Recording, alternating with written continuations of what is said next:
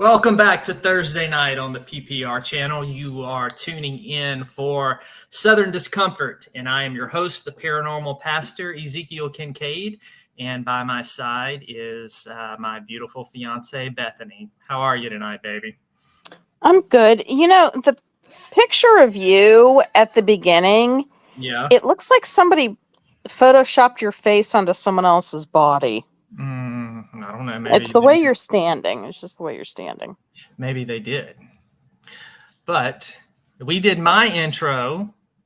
No. So now it is time for your intro music. Are you ready? No. Are you ready?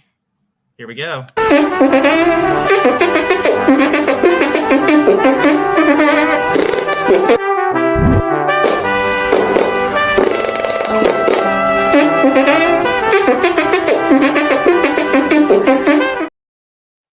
Welcome to the show, Blondie. Gee, thanks. I hate that stupid Pentium processor, music. I think it's awful. You had to pick the worst sounding thing. Let me find the one that's just the trumpets. Hold on.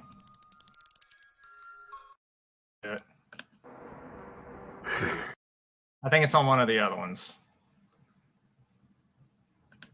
We got the one with the trumpets somewhere. I'll do that one for next time. Trumpet you. You got At least the fart sounds are funny. At least that one's funny. It is funny. They're all funny. They're all funny. Uh-huh. Hey, PW, welcome to the chat. Thank you for being there with us. PW. Hello, PW. No, Dustin will probably be in here a little bit, so we're going to just wait till some more people get in chat. But we are continuing our series tonight on the Satanic Panic. So, are there any trigger warnings? Not tonight. Hey, Bud Files, welcome to the chat. Not tonight. Next week. So here's kind of the schedule for what we've got coming up until Halloween on Southern Discomfort. So tonight we are looking at the Satanic Panic and how it went after heavy metal music. Next week we are going to do our last show on the Satanic Panic and talk about how it went after horror movies. And we're going to talk about the video nasties. And if you're not familiar with the video nasties, it is a list of 72 movies that were compiled by people in the United Kingdom to be boycotted. And a good bit of those movies went to trial and were prosecuted and were banned. And still today, some of these movies have not received a release in the UK or Australia. So next week, when we talk about the video nasties, there's going to be plenty of trigger warnings on that. Hey, Mayhem and Miracles, welcome. Thank you for popping in and saying hello. And then on the 19th, we are going to have another special show with some special guests. I've advertised it here on the show. Let me pull the cover up. I got to go to the other one. Hold on.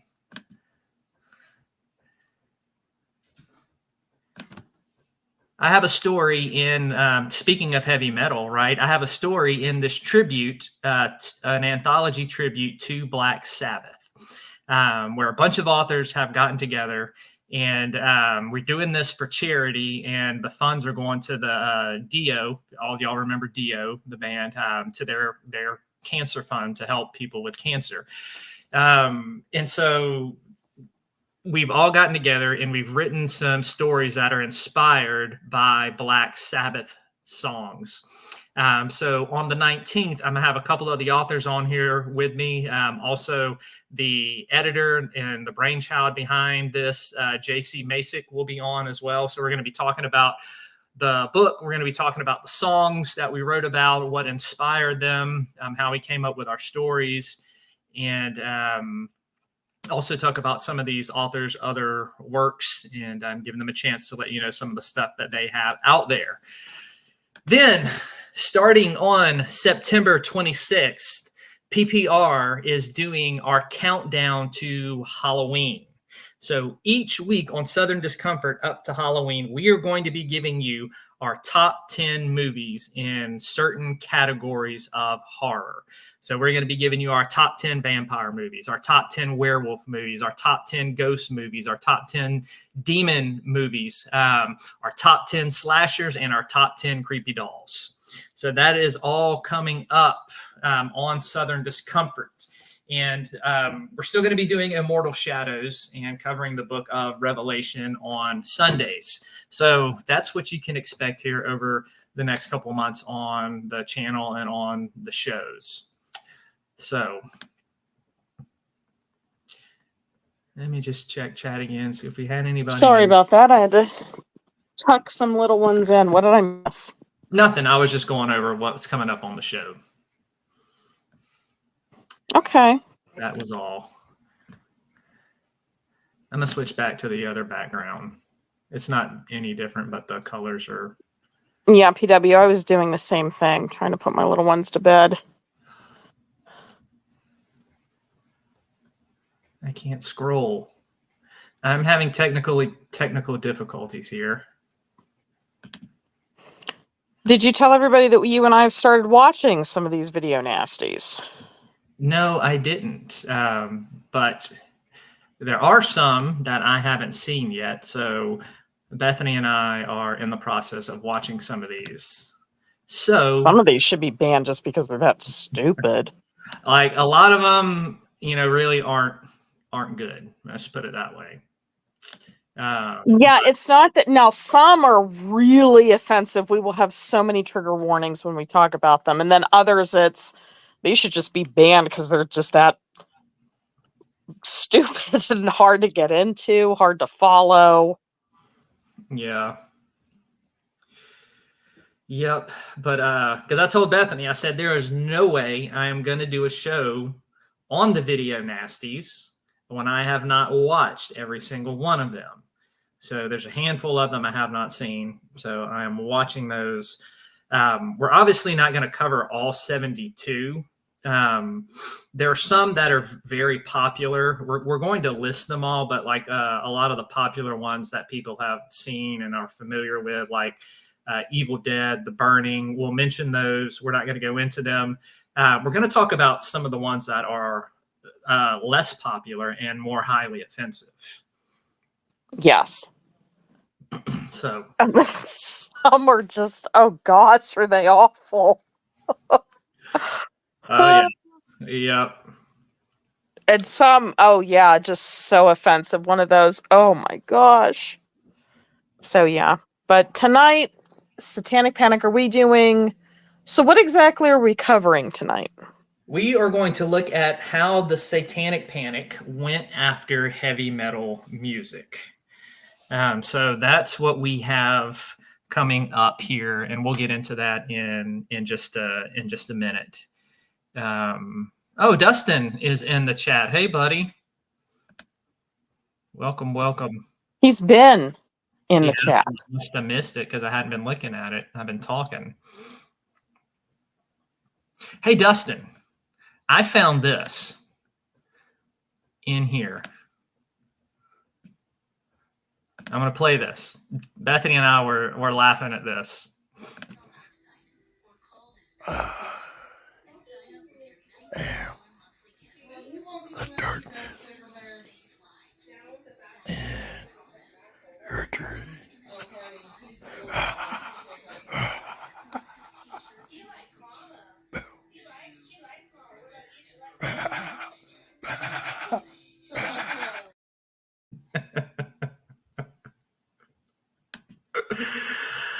Dustin, what inspired that? Tell us in the chat what inspired that. Because I was scrolling through all the different videos and I saw that. I was like, what is this? I hadn't seen this yet. So that gave us a good chuckle. So I wanted to share the love. Right? The Southern Discomfort. Right? This is the only place where you can get your horror and paranormal mixed with trailer trash, humor, dad jokes, and horrible pickup lines. What do you mean horrible pickup lines? Oh, do you want to hear some pickup lines before we get started? No. Well, you mentioned it, so no, that doesn't mean that I want to hear it. I was just asking. I'm going to give you some. Please don't.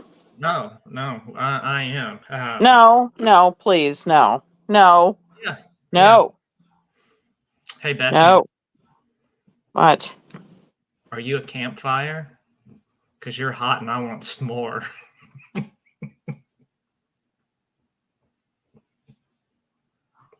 Here's what's sad. That's kind of the pickup line you used when. No. Here is one of my favorite. On a scale of 1 to America, how free are you tonight, darling?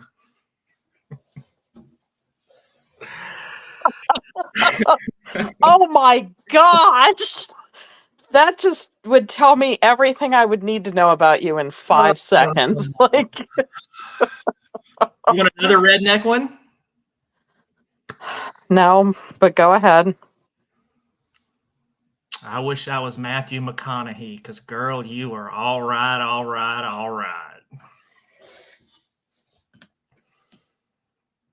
That, oh God. Some of these, it's like, the person had just made them up, like, right off the top of their head. My favorite one is the America one. By far. Because that is something you would use. Yeah, yes, it is. It most certainly is. Well, with that said, since you had me do a little aside here because you wanted to hear my great pickup lines. No, I didn't. Yes. You just were so eager to display it for everybody. Let's jump into the Satanic Panic again. So for those of you who missed the last show, you can go back and watch it. But we talked about how the panic was really started in 1980 by the book Michelle Remembers, and then that developed into the McMartin trial, where people were accused of satanic ritual abuse against children. I'm not going to mention it much because we talked about all of that in the other video, and plus I already said there's going to be no trigger warnings on this, so I'm not going to mention any of that. But you had stuff that built up to it. We talked about some of the Manson murders, some of the movies that were out in the 70s, like The Exorcist, and so you mix all that together, and then when Michelle Remembers hits and the McMartin trial comes, like it was on.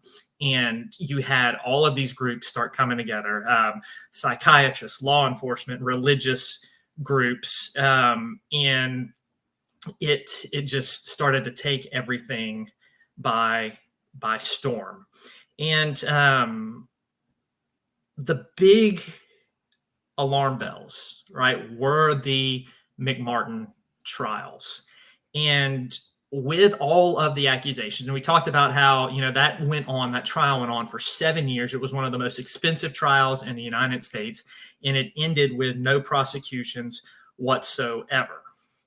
But that trial and the book, it brought a state of moral panic to the U.S. and also around the world. And this moral panic began to spill over into pop culture. And it spilled over into cinema, which we're going to talk about that next week. And it spilled over into board games and heavy metal music. Right, we're all familiar with the board games and how Dungeons and Dragons, a simple fantasy game, was under huge attack, considered to be satanic and demonic because it was a role-playing game about wizards and casting spells. Nothing different than you see in any other fantasy movie. Nothing different that it's the same type of stuff that you see in C.S. Lewis and J.R.R. Tolkien, both who were Christians who wrote fantasy. So this should give you an idea of just the state of this panic and how everybody lost their minds, and we're not thinking about these things logically. It was like logic went out the window, and it was replaced by fear. Now, there's some things you have to remember too of why this panic caught on. The women's rights movement, and women were starting to work outside of the home. And what this meant is that you had a lot of children and teenagers being unsupervised. You had more kids in daycare. And so when this hit, and you have most of the country now, both parents working outside the home, not getting home till late, their kids are there by themselves, their younger ones are in daycare. And so when all this stuff came out about the daycares, it sent shockwaves and extreme panic throughout every home with people who had young kids in daycare throughout the United States. And it's worked their way into all kinds of different things. So that's one thing to remember. Now, the association, because we may ask, how did the association between, and remember too, the Satanism that is presented by the moral panic is not real Satanism. It's not what Satanists believe. And we've talked about Anton LaVey coming to the defense and the lawsuits and stuff like that, about how the religion that he had founded was being misrepresented by this. And so what you see with the panic was not representative of what Satanism actually believed and taught. However, there were several events that happened that the media went crazy over and started to link heavy metal music with the Satanism that was represented by the moral panic. So there are three things that I want to talk about. But before I get into this, Bethany, do you have anything you want to add? No, I think you covered it. Okay. Yeah, PW, I still love heavy metal music too. I still listen to it. Obviously, since I have a Story in a Black Sabbath anthology. The panic began to be associated with heavy metal music because of some murders that happened. Now, and these are real. This isn't like the panic. These were real murders that happened. In the summer of 1984, a 17-year-old drug dealer and a self-professed Satanist by the name of Ricky Casso, he murdered his friends, not friends, excuse me, it was only one friend by the name of Gary Lawyers in the woods of Newport, New York. And when he committed these murders, he was high on mescaline. And according to the coroner's report, Casso allegedly stabbed his friend 36 times and sliced out his eyes, which when the media heard about this, it led to the propagation that the murders were ritualistic in nature. Two friends of Casso's, they were also present at the crime, and they witnessed it, and they told police that Casso commanded Lawyers to say you love Satan before he took his life. And Lawyers replied with, I love my mother. And then for weeks following this murder, Casso would take local teens out and show them the body and brag about it. And he told some of them that he had killed lawyers because Satan told him to do it. And the reason he thought Satan told him to do it is because he believed that the devil had manifested to him in the form of a black crow, because when he was praying to Satan and asking if he should kill his friend, he heard the crow squawk at him. So he took that and interpreted it as Satan's approval. So when all of this happened, for months afterwards, the media presented Casso as a Satanist who was part of a cult. And this further fueled the hysteria and the panic that was already rampant through Michelle Remembers and the McMartin trial. And they made this up. They said that Casso was a part of this sect of Satanism called Knights of the Black Circle, although there was no evidence suggesting anything of the sort. And there was a press release following the incidents that was released by Suffolk County, and the police claimed that Casso regularly partook in rituals honoring the devil. And so you've got all of this stuff going on and being propagated by the media that wasn't true. And what made it worse is all of this was backed up by Casso's father, who claimed his son was obsessed with reading about witchcraft and wearing apparel featuring satanic symbols. But what sealed it and what made the media connect this to heavy metal is on the day Casso was arrested, he was wearing an AC/DC shirt. And this is what started the association of rock and roll, heavy metal music, and satanic influence, and all of this satanic panic. And so the vultures of the media, and they took this and they ran with it. And the problem is religious leaders believe them, parents believe them, and it just started to kind of slowly snowball. And all of this stuff, it was so sad because Casso would eventually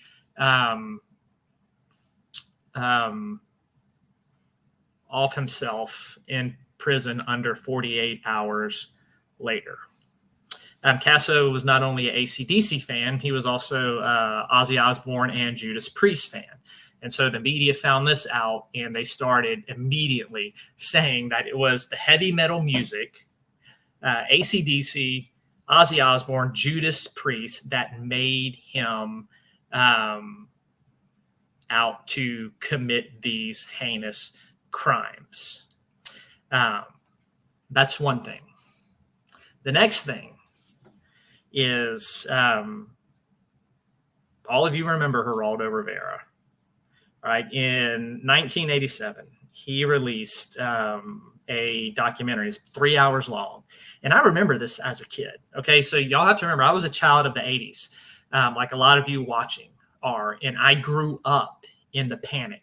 I can remember seeing the Geraldo Rivera show. I remember my parents recording it and watching it and just being like, oh, holy cow.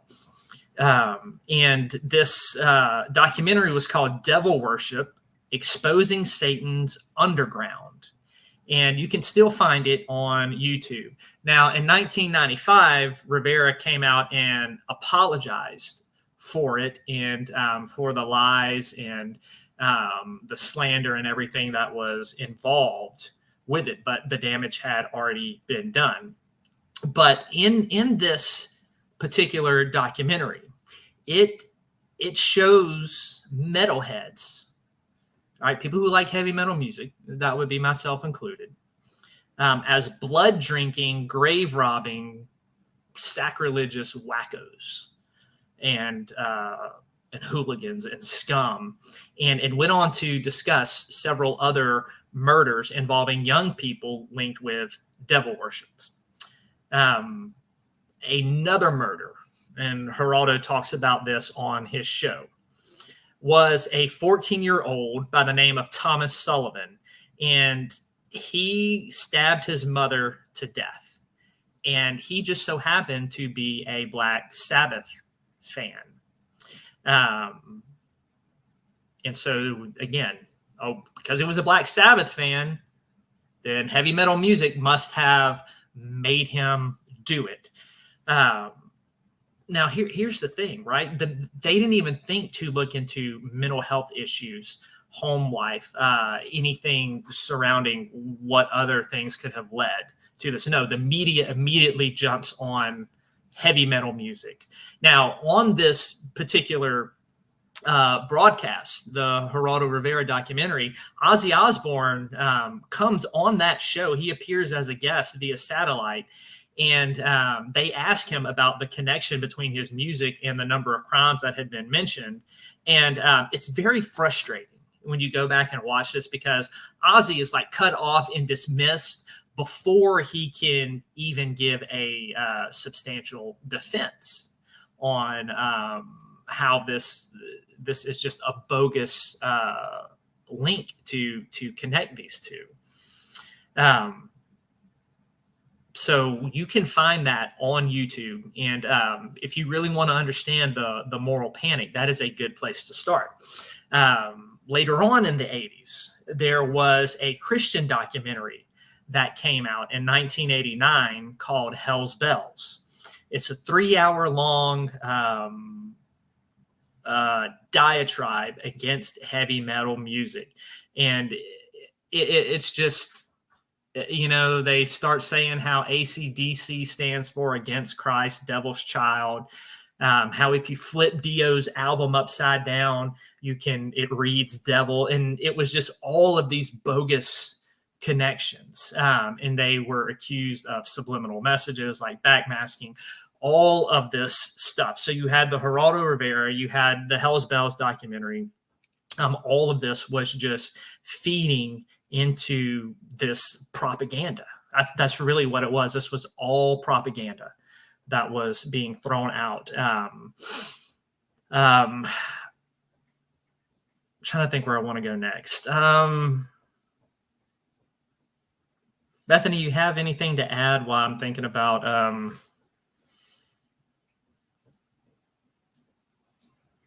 the next portion I want to talk about and connect with this?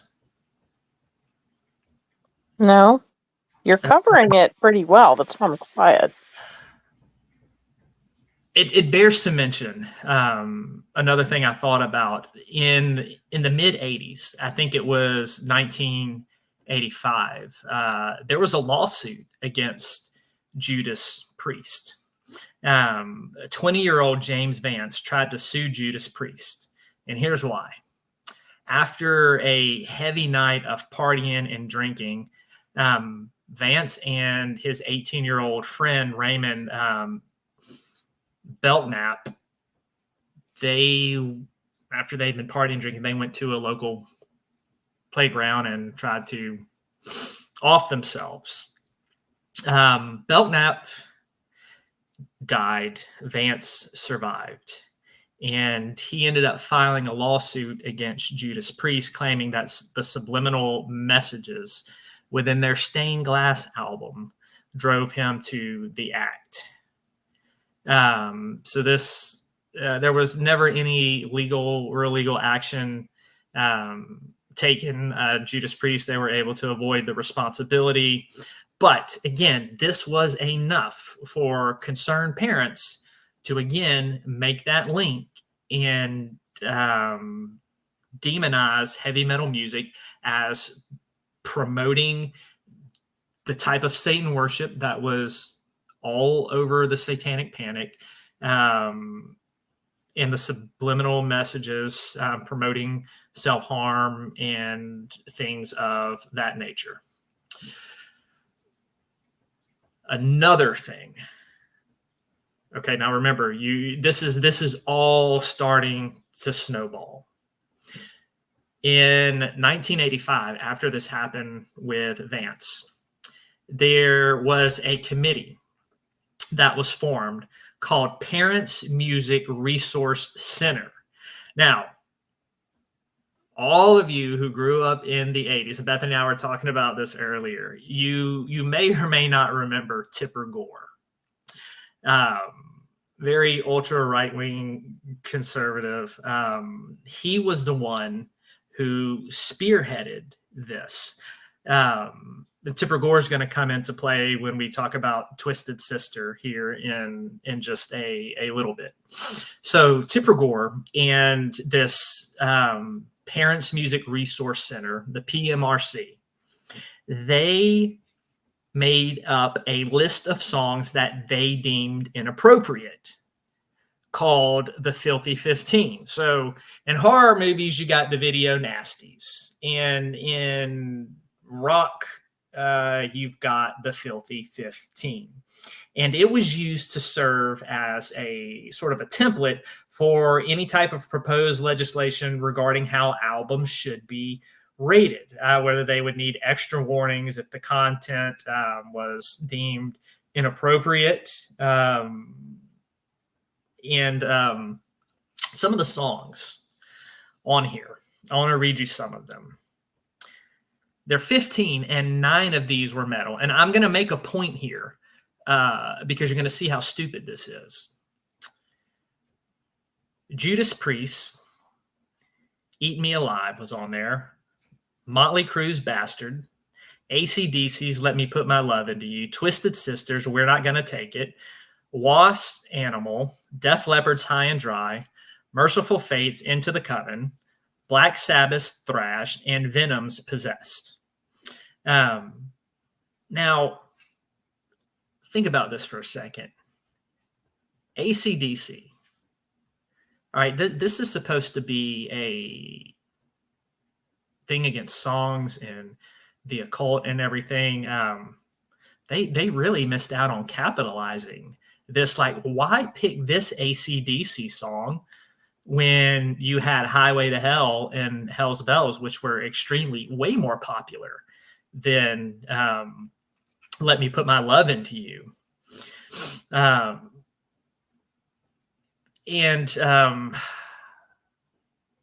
We have to mention this too. We have to mention this. Richard Night Stalker Ramirez. How many of y'all out there remember Richard Night Stalker Ramirez? Not the carved pentagram in his palm. Bethany, you remember Ramirez? Mm-hmm. Satanic serial killer whose murder spree terrorized the greater Los Angeles area until the summer in which this very hearing was held. So Ramirez, this is, again, media taking things and linking it. AC/DC now got linked to Ramirez and is supposedly influenced and caused Ramirez to do all of these heinous acts because of their popular song Night Prowler. It was accused of being an inspiration for Ramirez. The song is not about murder. The song is not about ritualistic murder. The song is not about Satanism. The song is about a guy who sneaks into his girlfriend's room at night when the parents are asleep for some extracurricular activities.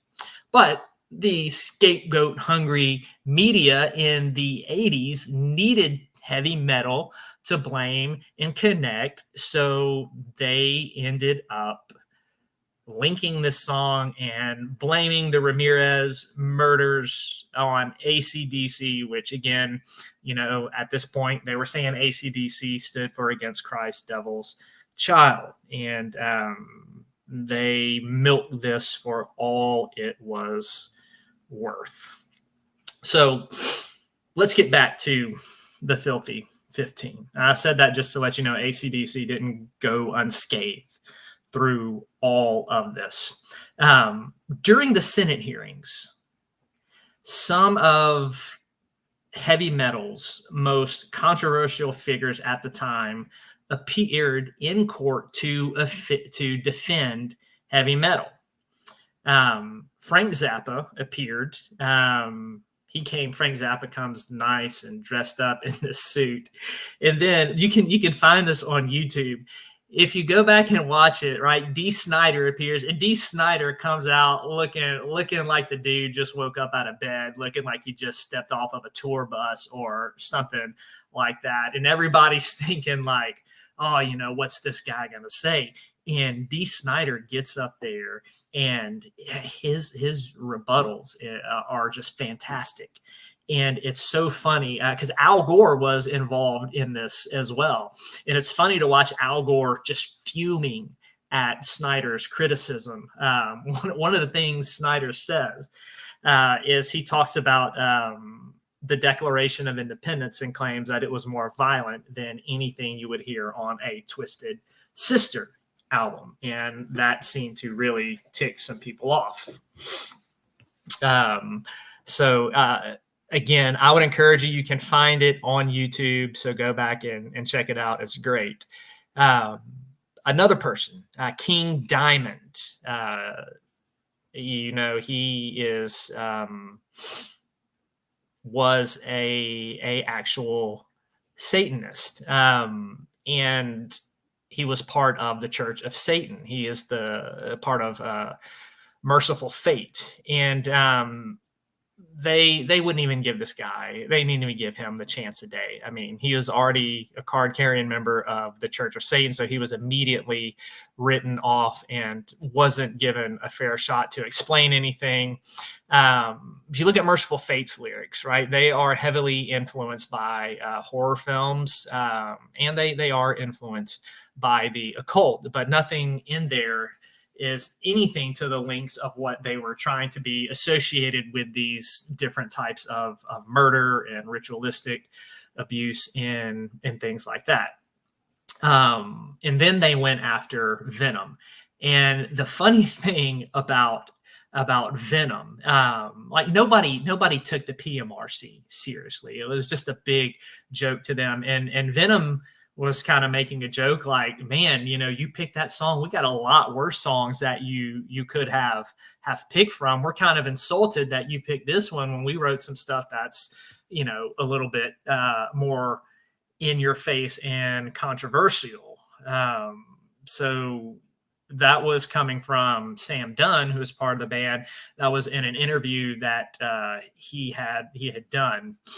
Anyway, all of that ended up leading to the parental advisory lyrics that we see today on albums. That all was birthed out of the 80s. You also had, before I jump into, I'm switching gears. So we're going to switch gears to the PMRC and then go to MTV. But Bethany, anything you want to add about any of these murders or the connections or the bands before we jump into MTV? No. Nothing? All right. How many of y'all remember Headbangers Ball on MTV that used to come on at nighttime? I believe that started in 1988. Now, MTV ended up getting hounded for playing these music videos, and the PMRC came after them. They started having to show edited videos. Now, what makes all this interesting, right? So they're PMRC and these different groups are being formed, and they're coming against heavy metal. They're coming against horror. But lo and behold, Michael Jackson's Thriller ends up being one of the most popular music videos. And it was a little hypocritical because it was Michael Jackson. MTV got away with playing this video over and over and over again, simply because it was not heavy metal. Now, imagine if one of these other metal bands, all right, imagine if AC/DC, Ozzy Osbourne, Judas Priest, Merciful Fate, Venom, if they would have done a music video like Thriller, it would have been sacrifice. It would have been a scapegoat. They would have gone after it. However, because it was Michael Jackson, he was able to get away with it. controversy goes on. MTV is trying to stay out of it. So they're like, yeah, we'll play these edited heavy metal music videos. Well, there's eventually some compromise and things like that. And MTV was like, well, we'll just play the full ones late at night. They were okay with it. And then that led to the Headbangers Ball. Then I think it was somewhere in Virginia. They had this big petition. MTV was banned in like 1,500 homes or something like that. So I don't remember whatever happened with that. It's just part to show the controversy and how people were reacting to this. But while MTV was fueling this outrage by playing the Headbangers Ball and showing the uncut videos at nighttime, you also had 2020 did a documentary in the mid 80s called Devil Worshippers. And what they did in this one, I remember this one too, because we had it recorded. They documented symbols associated with the occult, included the number 666, pentagrams, inverted crosses, and all of the other sort of images that you would see on heavy metal album covers from the genre's inception. So this started, again, fueled it because this is coming on a syndicated news program that is very popular and very influential. And you've got, they went after Iron Maiden too. I meant to mention that Iron Maiden, their music video, "Can I Play With Madness?" It shows a schoolboy stumbling upon a cult, kind of something like you would see in a Hammer Studios horror film. And of course, they went after that.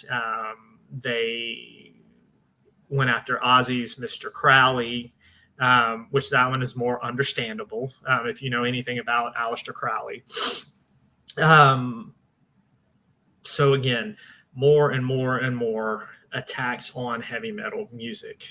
But when you look at the content of these heavy metal videos that people were going nuts about, it's tame. It's tame compared to what you would find in horror movies of the 80s and even mainstream horror movies of the 80s. But again, because it had been linked to all of this satanic panic and the ritualistic abuse and things of that nature, it just was in the crosshairs of the media and of parents. And so this moral panic, right? They went after heavy metal, and then they went after Dungeons and Dragons. They went after comic books as well. Like that's the thing about this moral panic, is that there was not one thing in pop culture that was not in somehow, some way connected to this, to saying that if you allow your children to watch heavy metal music, play Dungeons and Dragons, read certain comic books, watch horror movies, then they are going to get into this sensationalized version of Satanism that the media created, and they could be murdering people, right? So heavy metal, horror movies, Dungeons and Dragons, all of these things lead to demon possession and could cause you to murder your friends or go do awful things to a preschool. And it sounds bogus when we think about it now, but that was the thinking, and that's what was being pushed and propagated all during the 80s. Bethany, you got anything? I'm gonna switch gears here in just another second before we wrap up. Nope. No, you're supposed to back me up. I thought you had stuff. I'm giving you a chance, Blondie. Hey, Jesse James and Through the Veil crossover. Mr. Bean, welcome. Thank you all for joining us. Anything, Blondie, you want to mention about heavy metal music? Anything you remember?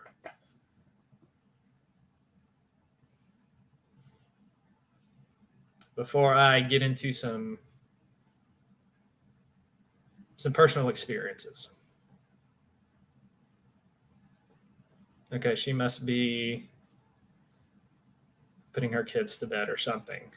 So, as I said, I grew up as a child in the 80s, and the Satanic Panic was highly influential. If you read a lot of my works, my book, the Tetramet tapes that just dropped in March, that was highly influenced by the Satanic Panic. A lot of my short stories, and it's not just me. It's a lot of us authors who dabble in dark fiction, because that time period left such an imprint up on us as kids, and thinking that there was a demon behind every corner, to think that, oh, if you were listening to heavy metal music, right, it wasn't just as a stamp of rebellion like heavy metal is. All it is a stamp of rebellion, pushing against the grain, pushing against modern culture. But in the 80s, it's like the movie The Gate. If y'all never seen the movie The Gate from 1987 with Steven Dorff as a kid, where he and his buddy take a heavy metal album and read the lyrics off of it and literally open a gate to hell in their backyard. This is kind of, as kids, what we thought would actually happen. I can remember during the panic, a lot of conservative religious movements were born. I mentioned the Hell's Bells documentary that was shown ad nauseum at youth camps that I went to over the summer. But there was also this guy who was extremely popular in the 80s amongst conservative Christians and people who were religious groups that were highly involved in the panic. And that guy's name was Bob Larson. You can look him up. He was eventually found out to be a fraud. But Bob Larson had this radio show called Talkback. And I can remember listening to it as a kid and thinking it was all real. Like, he would have people come on the show who were supposedly demon possessed, and they would be talking in the voices like Dustin does when he does his videos. And he would have this big elaborate exorcism over the phone. This dude's, on the phone with people casting demons out. And I remember as a kid thinking, like, this is one of the coolest things that I have ever heard in my life. Now, there was this huge propaganda on the radio show that Bob Larson had developed. Is at a point, one of his quote unquote listeners was abducted by a satanic cult. And she was supposed to be sacrificed on Halloween. And they were pushing this on the radio show and like, oh, so-and-so, she's been abducted by this cult. We've got to find her. We've got to pray for her. We've got to, make sure that she's safe. We got to get law enforcement involved and all of this stuff. And she would call in on the show, and she would be like saying she's hunkered in a corner right now and she's crying, and Bob's like, are you okay? What did they do to you? And she's like saying some stuff that happened and how she's still okay. And, she's saying how she needs help or they're going to sacrifice her on Halloween. And I'm listening to this as a young kid, and I'm like, holy crap, they're going to kill this lady. They're going to sacrifice her to Satan. And so taking all that in, it's no wonder I write horror, because this was such a huge influence on me growing up. and I'm, all the horrible things that came out of the panic, and as awful as it was, at least one of the good things is that it raised up a whole bunch of different movie makers and horror authors who were impacted by this in positive and negative ways, and they're writing stories, they're writing books, and making movies. I remember Bob Larson came to Baton Rouge, to a fairly large Baptist church there. And they were pushing it because there was this satanic group that was supposed to come, and they were going to try to stop Bob from preaching, and they were going to beat him up, and they were going to, all of this stuff is being talked about on the show. So he gets there. All right. And we're all watching, and I'm up in the balcony with my family. We had several friends with us, and we're watching, and Bob Larson comes and he starts preaching.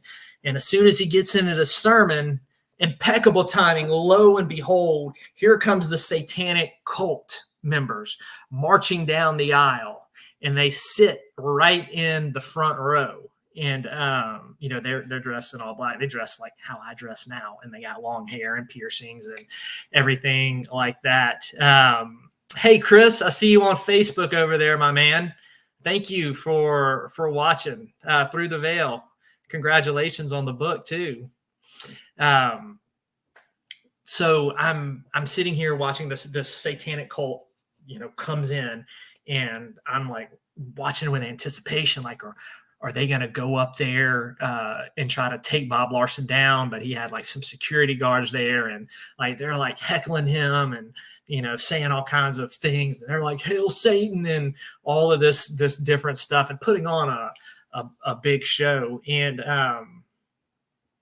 at the end, nothing happened. Bob Larson preaches. The satanic cult doesn't do anything.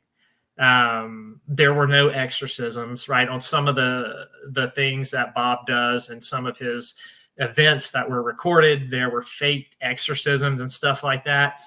And I'm not going to lie, as a kid, and after that, I was so disappointed that the Satanists didn't go after him, or that there was no exorcism. I remember leaving so disappointed and being like, well, that was a load of crap.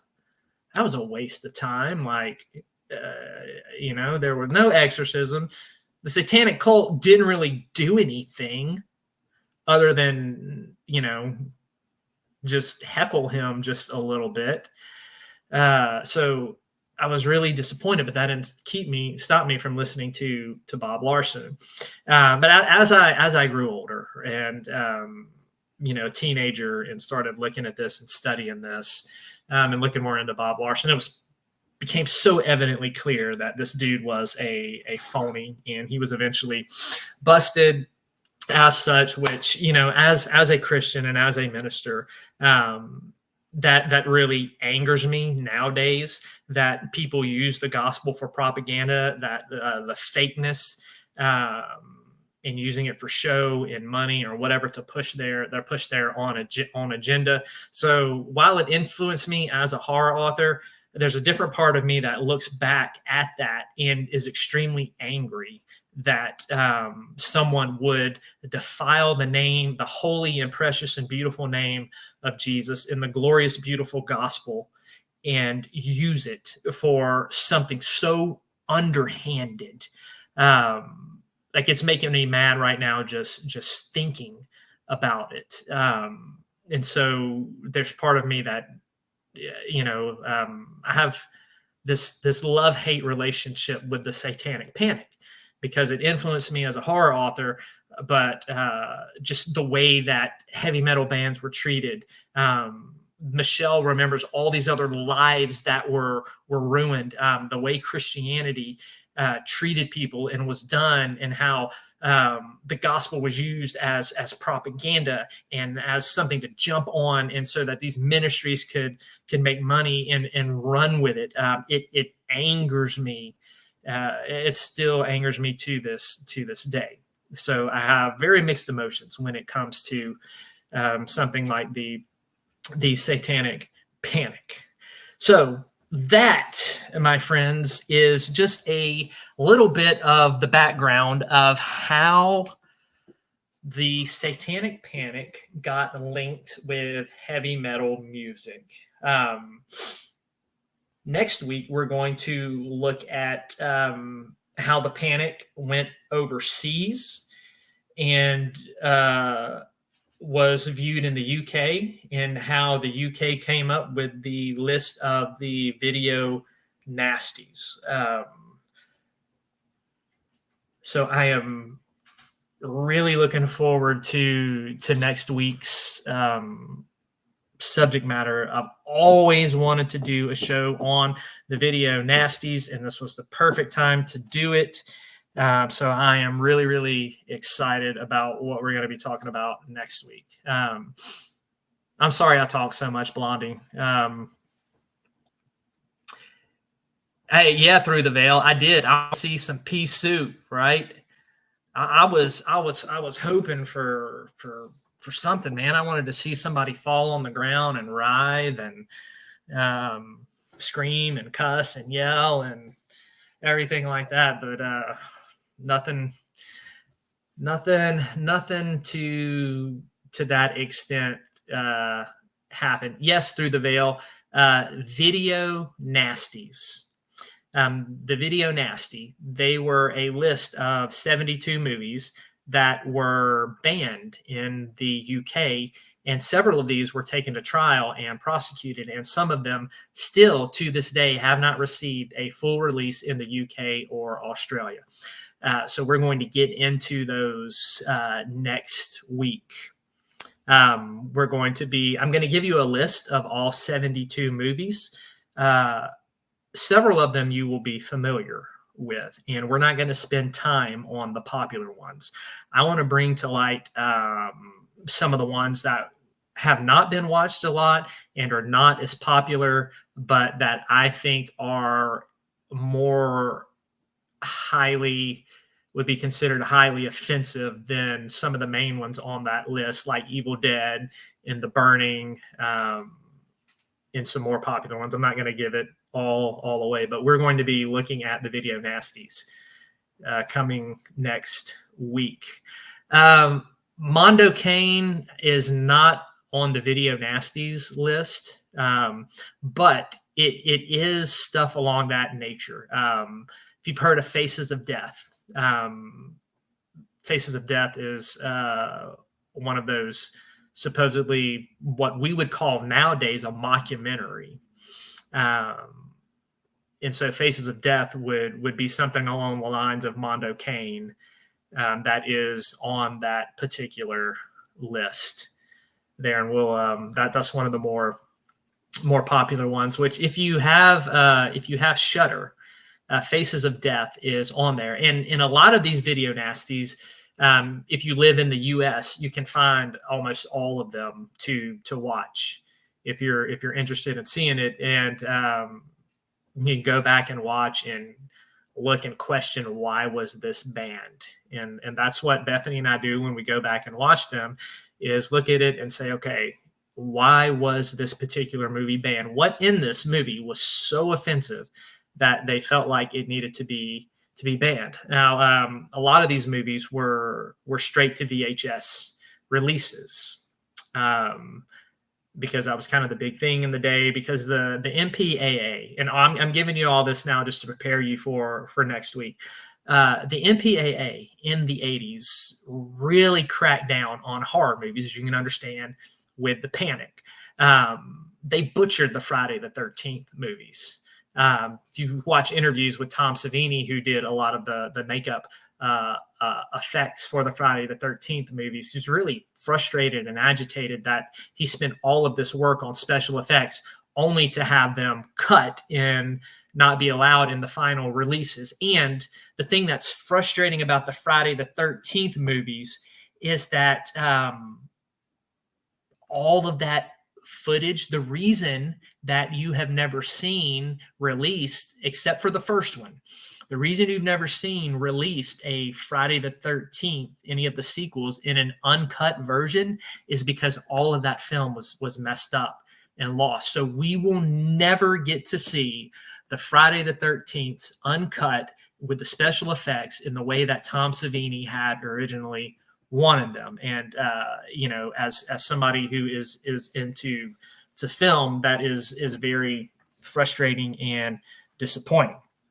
But the MPAA cracks down on horror movies in the 80s, and so a lot of them, in order to bypass the MPAA and be able to have the stuff that they wanted in there, they went straight to VHS release.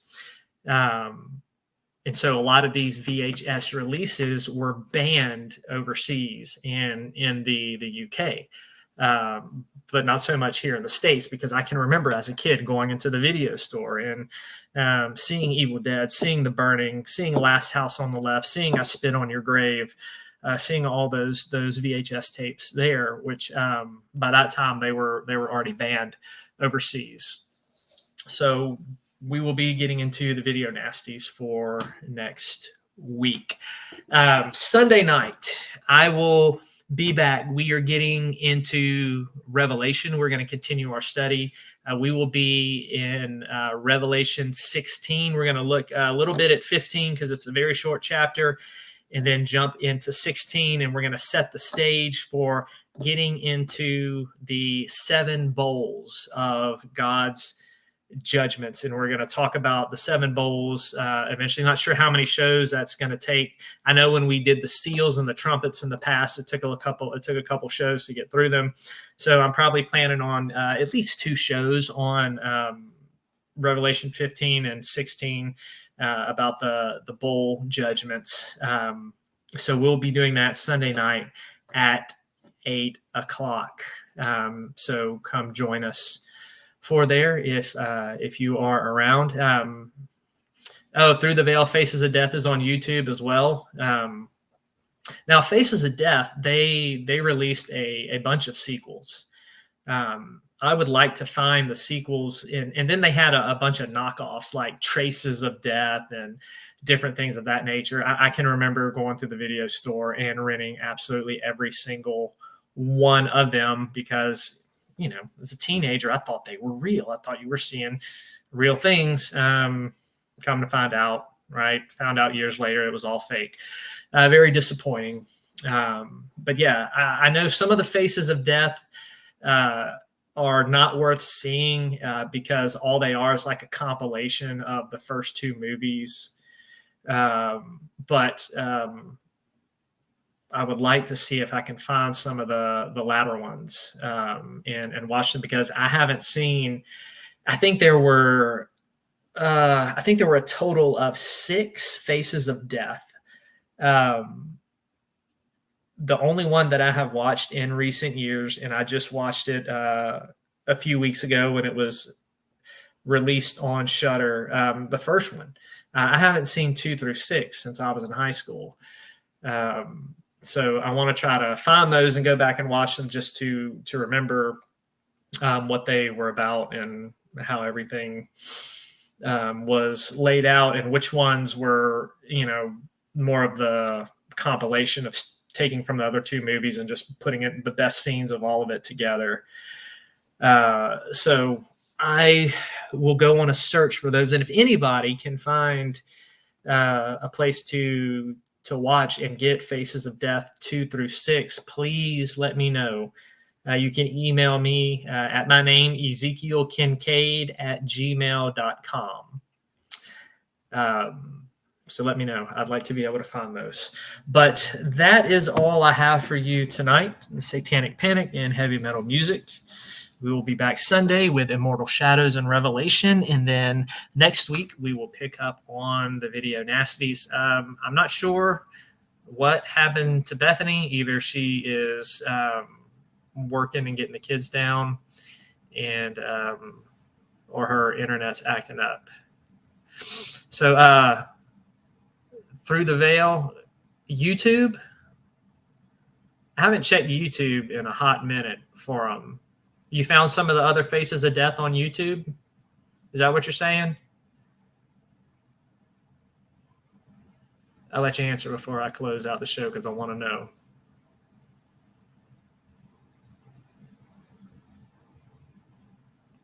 Or were you responding to PW about the first one?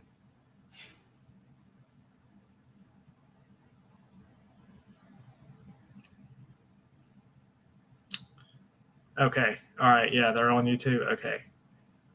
I'll check those out. Before we close out, just wanted to remind everybody, because this is going to drop before Sunday, before I'm back on. But September 7th, we have a double issue of Southern Discomfort, my series, my short story series that I do for Godless. This one includes 2 stories that are all Old West themes by me and another up-and-coming horror author by Rebecca Evanesky. My story is Brothel. That is about a skinwalker. And her story is The Lily Rose, which is about a mimic. Mine is basically kind of the feel of a Tales from the Crypt episode. It's got some dark humor, extremely violent, a good twist. And Rebecca's The Lily Rose, you really get some atmosphere and some depth of character in that one, with a very brutal ending. So 2 very different style stories that complement each other well. A lot of times I do like, especially with my novels, doing a lot of character depths, but sometimes I just want to write a fun story. And that's kind of what Brothel is, but she complements it in giving a story in this issue that has some good depths of character in her. So that is dropping on Godless September 7th, Saturday, I believe. And I had mentioned my book, The Tetramet Tapes, that was inspired by the Satanic Panic. You can get it here from me. I have some paperback copies if you want a signed copy. You can also get it you can get an ebook of it on Godless, or the ebook and paperback on Amazon. This book is about a group of 12-year-old boys who find some VHS tapes in the trash can of their creepy neighbor, who is a mean old man. Takes place in 1990. And they begin to watch what is on the tapes, and it begins to kind of affirm their suspicion of some of the occult urban legends that are going around in the town. So the boys go out to investigate where these tapes were filmed. And because it is a horror novel, you can imagine that it does not go well. So that is available on Amazon and Godless. I think that is all the announcements I had. I don't know if Dustin is still with us. I wanted to see, Dustin, if you had anything before I play the outro music. You got anything, buddy?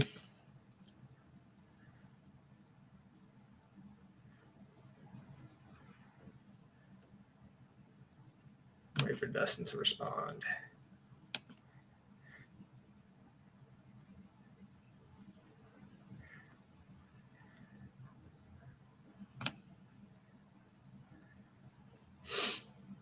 All right.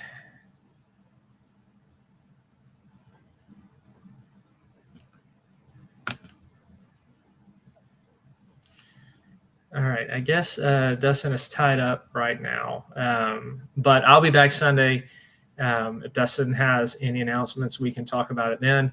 A big thank you for everybody for coming and hanging out with us tonight and talking about the Satanic Panic and this particular topic. We love you. We appreciate the support that you give this channel, and we'll continue to put out good content week after week for your enjoyment. We will be back Sunday night. Until then, hope you guys have a blessed week, and stick around for our inspirational video. Love y'all. Is this what giving up feels like? I don't know, I don't know. Tell me, have I lost my mind? Nowhere to go, so far from home. Is this what giving up feels like? I don't know, I don't know. Tell me, have I lost my mind? So I break these walls and hold